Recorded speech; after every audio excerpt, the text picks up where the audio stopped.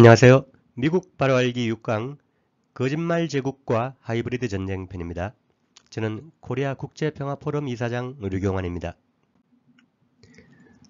오늘은 론 폴 미국 의원의 거짓말 제국과 진실 그리고 침략의 서곡 세기의 거짓말과 프로파간다 색깔혁명과 정권교체 그리고 미국의 추악한 두 얼굴 테러와 마약 하이브리드 전쟁 편으로 살펴보겠습니다.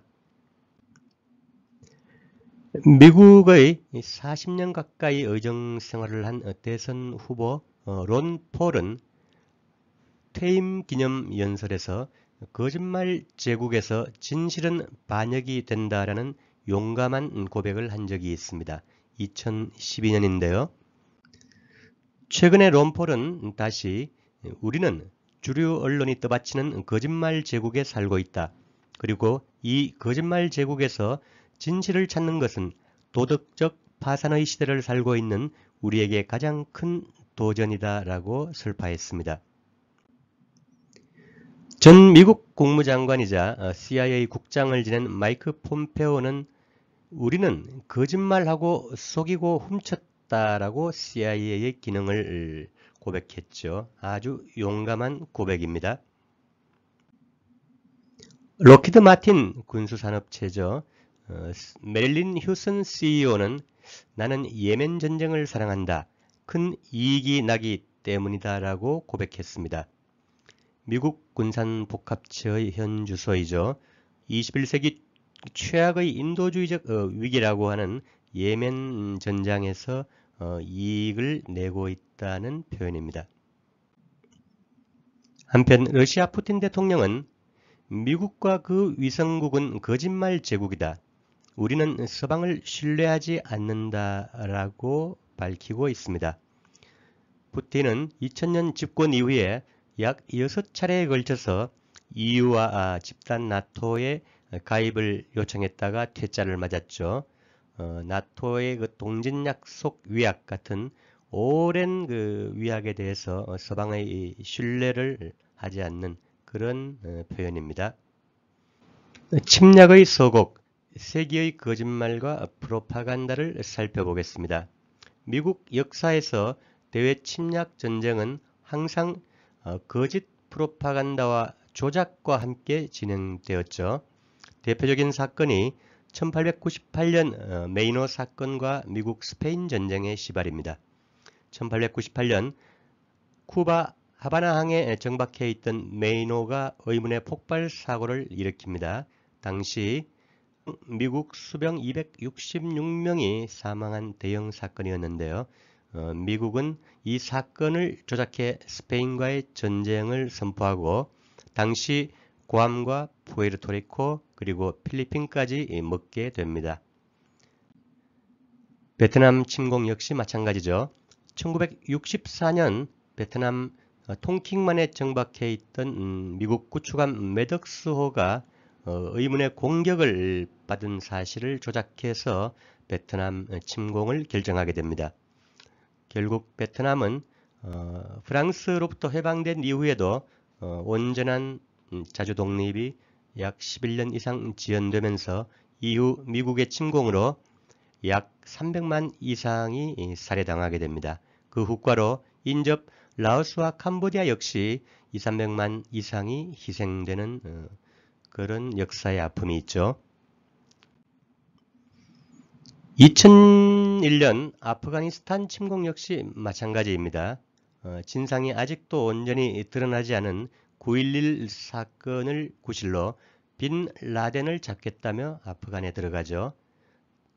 당시 아프간 침공 전에 탈레반 정권은 5차례 빈 라덴 인도를 CIA와의 비밀 협상에서 제의하지만 거부당합니다.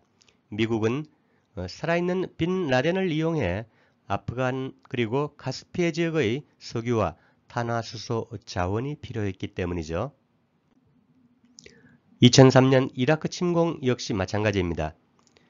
아프가니스탄은 빈 라덴이라는 구실이라도 있었지만 당시 이라크의 무진장한 석유 자원에 눈독을 들이던 미국은 국제적인 명분이 없었기 때문에 2년여 동안 약 900여 차례 조작된 이렇게 날조극을 통해 이라크 침공을 예비하고 결국 마지막에 화면에 보시는 것처럼 콜린 파웰 당시 미 국무장관이 유엔 회의석상에서 있지도 않은 대량 살상 무기라는 이렇게 핑계를 구실로 대면서 결국은 이라크를 침공하게 됩니다. 이 대량 살상 무기 조작은 21세기 최악의 거짓말 중의 하나이죠. 미국은 역시 아프가니스탄처럼 당시 후세인 이라크 대통령의 마지막 망명 제안까지 거부하고 침공을 결행합니다. 역시 이라크의 석유 자원 때문이었죠.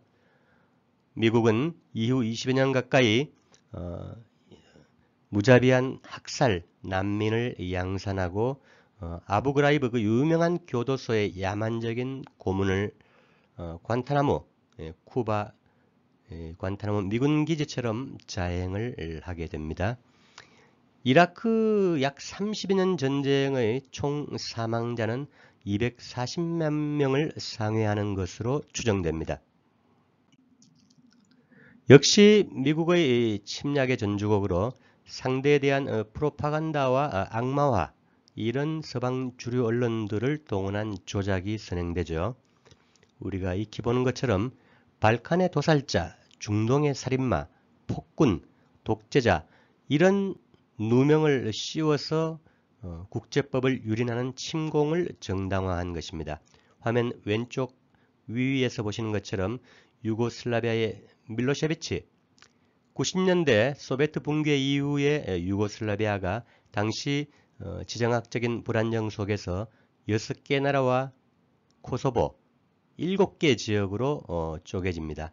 그 과정의 정정 불안정 등을 빌미로 밀로셰비치 대통령을 도살자란 핑계로 국제법정에 강제로 세우고 구금을 합니다.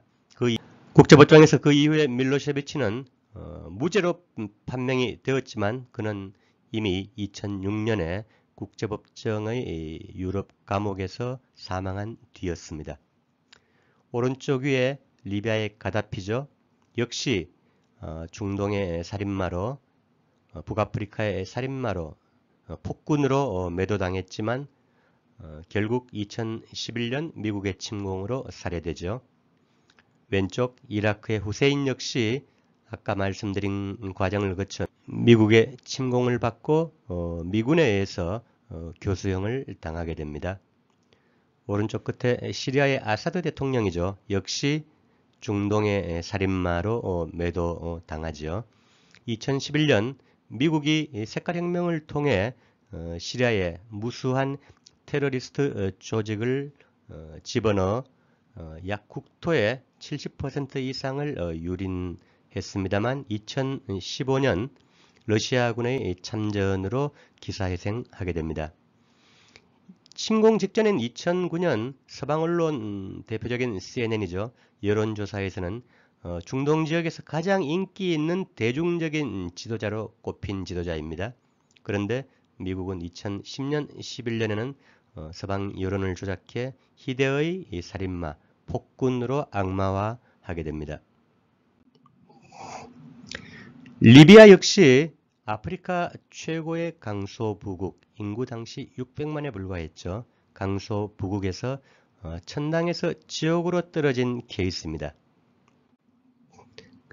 69년에 집권한 카다피의 이슬람 사회주의 혁명은 세계 정치 경제사의 가장 성공적인 실험 중 하나로 평가되었지만 2011년 나토 17개국 연합의 침공으로 잔혹하게 파괴됩니다. 당시 카다피 대통령이 성취한 것들은 전액 무상교육 무상의료, 그리고 신혼부부의 아파트 구입 5만 달러 지급, 전기는 무료였고 기름값은 리터당 약 160원에 불과했습니다. 아랍국으로는 독특하게 실질적인 성평등을 실현했고 인간 개발지수와 일일 칼로리 섭취량 등에서 상당한 수준이었죠. 그리고 농업 비즈니스를 무상 지원했고 국영은행의 이 대출 이자율은 0%였습니다. 특이한 것은 가다피가 사막 지역에 거대한 인조강 관계 프로젝트를 실현해서 막바지 완성 단계에서 나토의 침공을 받고 파괴됩니다. 그리고 2011년 침공 직전에 전 국민에게 원유 자원을 세계 8, 9위 정도 매장량의 원유 자원을 다 이렇게 민영화해서 국민들에게 지분을 나눠주는 프로그램을 준비하다가 역시 나토의 침공으로 파괴됩니다. 우리와 관련해서는 이 가짜 유엔 사령부가 문제가 되죠. 미국이 1950년 유엔 결의를 왜곡해서 다국적 군 사령부를 유엔의 이름을 도용해서 설립한 것이 유엔 사령부죠. 1975년 유엔 총회에서는 이 가짜 유엔 사령부의 해체 결의안이 2건이나 통과되었지만 미국은 결국 거부합니다. 현 주한미군 사령관 러 캐머런은 작년과 올해 미국 상원 하원 청문회에서 연거푸 유엔사는 유엔 기구가 아니라 미국 주도의 다국적군 사령부라고 고백한 바 있습니다. 하지만 미국은 현재 인도 태평양 쪽으로 나토의 동진을 밀어붙이면서 이 유엔 사령부를 각국의 병력 자원 지원의 통로로 삼고 전범국인 독일과 일본까지 끌어들이면서 강화해서 미국 인도태평양 전략 실현에 돌격대로 삼으려는 구상을 확장시키고 있습니다. 다음은 색깔혁명과 정권교체 공작을 살펴보겠습니다. 색깔혁명의 정의는 자유주의적 구호를 내걸고 사회 정치 상황의 불안정화를 위한 여건을 조성하는 것이다. 실질적인 목적은 색깔혁명, 즉 정권 교체를 목표로 한 시민혁명 시나리오 등을 이용해 헌법질서 기반 변화를 위한 조건을 조성하는 것이다. 즉 폭력적인 정권 교체를 말하는 것이죠.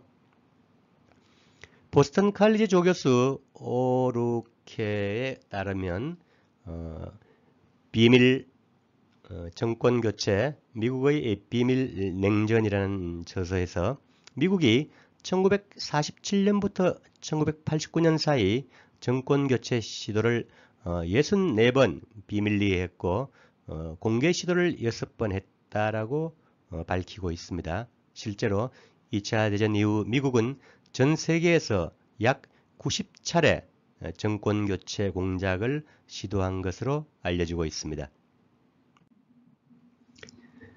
시리아가 정권 교체 이 색깔혁명의 종합 세트라고 불릴 만하죠. 아까 말씀드린 아사드 대통령에 대해서 서방의 주류 언론들이 집단적인 악마화 여론 조작에 나서고 시리아 내 언론과 야당을 조정한 시위 확산 그리고 폭동화 단계를 거친 후에 해외에서 용병 암살부대 그리고 IS 테러 조직의 단계적인 투입 그리고 부족 분쟁 중이던 쿠르드족 무장을 통해 시리아 전역을 무질서 상태로 끌고 간 것입니다. 이 시리아는 동시에 화이트 헬멧이라는 유령기구를 조작해서 화학무기 공격을 조작하고 외부로부터의 공습 그리고 침공을 통해서 직접 개입을 확산시키게 됩니다. 이 화이트 헬멧은 영국 정보부 출신의 창립자를 통해 서방 특히 유럽 각국들이 수천억 원을 지원해서 인권기구의 외피를 쓰고 폭력 반군들과 테러 조직들이 준동하는 지역에서만 활동한 특이한 조작 단체이죠. 시리아는 그 후과로 인구의 절반 이상이 난민이 되고 해외로 국내로 떠도는 그런 처지가 되고 말았죠. 미국이 이러한 조작에도 정권 교체가 호락호락하지 않을 경우에는 즉시 쿠데타 공작까지도 벌이죠. 이 쿠데타는 의회 쿠데타, 사법 쿠데타, 그리고 군부 쿠데타 등 여러 유형이 있는데요. 대표적인 것이 원유 국유화를 밀어붙이던 모사데크 총리를 축출한 1953년의 이란 쿠데타, 그리고 칠레 1973년 선거로 집권한 첫 그 사회주의 정권 아엔데 정권을 전복시킨 칠레 쿠데타가 유명하죠. 그리고 최근에는 2014년 마이단 CIA 쿠데타로 우크라이나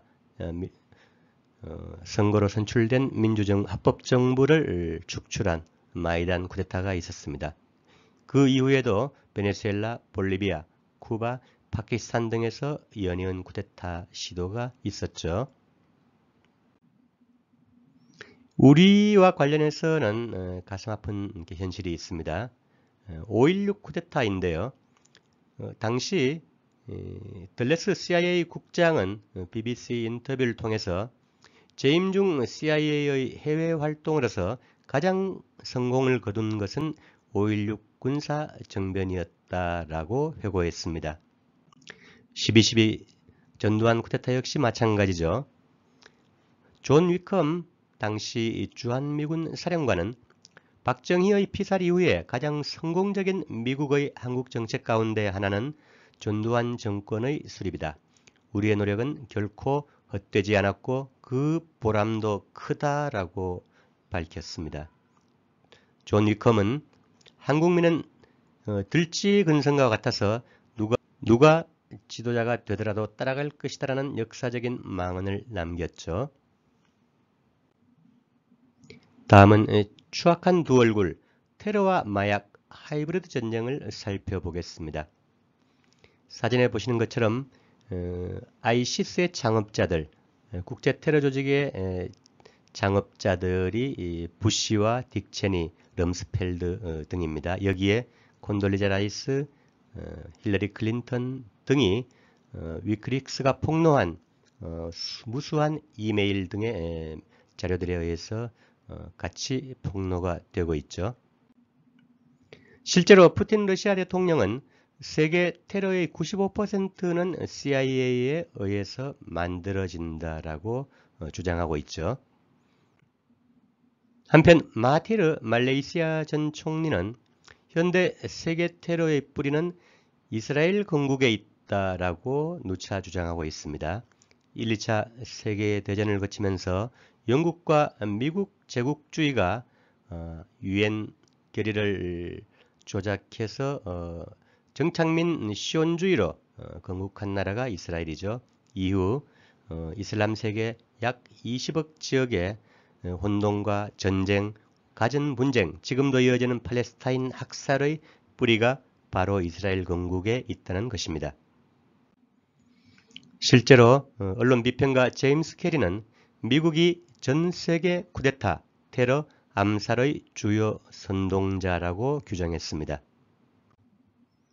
한편 캐나다 독립언론 글로벌 리서치에 따르면 CIA가 세계 마약의 90%를 관리하고 있는 것으로 드러나고 있습니다. 실제로 미국은 2001년 아프간 침공 후에 양귀비 경작지를 50배로 확대했습니다. 흥미로운 것은 1997년 집권한 탈레반 정권이 양귀비 밭을 완전히 박멸했는데요. 2001년 아프간을 미군이 침공한 후에 불과 1년 만에 그 50배 이상 확장된 것입니다. 실제로 아프간의 양귀비 재배 면적은 2017년에 사상 최고치를 기록했습니다. 1991년 미국 국무부 보고서에 따르면 아프간에서의 CIA 비밀 작전이 이 지역을 세계 시장 헤로인의 주요 공급처로 전변시켰다라고 평가하고 있습니다. 현재는 세계 3대 아편 생산지인 아프가니스탄, 그리고 미얀마 국경지대, 그리고 남미의 콜롬비아 등의 모두 중도 좌파 혹은 반제 반미 정권이 들어서면서 이러한 아편 공급지가 박멸되어 가고 있는 중이죠. 중국 외교부는 이러한 현상에 대해 미국이 독보적인 마약 수요국이다. 전 세계 아편류 약물의 80%를 소비한다라고 공개했습니다. 실제로 2001년 미국의 아프간 침공 이후에 서유럽과 미국의 약물 중독자들은 아주 가파르게 증가했고, 지난 20, 30년간 미국은 약물 남용과 중독으로 약 100만 명 이상이 사망한 것으로 보도되고 있습니다. 하이브리드 전쟁과 민주주의 국가기금을 살펴볼까요? 하이브리드 전쟁은 직접 군사 침략을 제외하고 각종 선전과 정보전, 간접적인 봉쇄와 제재 등을 통해서 정권 교체를 추진하는 전쟁이죠. 이 전쟁의 선두에 선 것이 미국의 민주주의 국가기금 NED라는 조직입니다.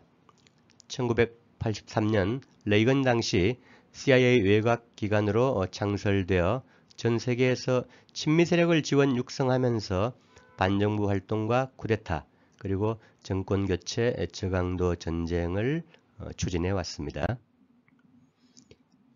칼 고시먼 NED 초기 회장은 전 세계 민주주의 단체가 CIA 보조금을 받는 것을 숨기기 위해 NED를 만들었다고 고백했죠. 이 거시먼 회장은 약 38년간 NED 회장으로 재임하면서 선출되지 않은 권력으로 전 세계 피로 물들인 정권 교체 공작을 주도해 왔습니다. 이 모든 일들이 과거에는 CIA에 의해서 은밀하게 이루어졌던 일이 공개적으로 전 세계에서 진행된 것이죠. 한편 2016년부터 2019년 사이 NED가 전 세계에 지원한 자금 총액은 약 7천억 원에 달합니다. 2014년 홍콩의 우산혁명 역시 민주화 시위가 아니라 국외의 비밀 세력에 의한 계획적인 사태라는 것이 BBC에 의해 드러났죠.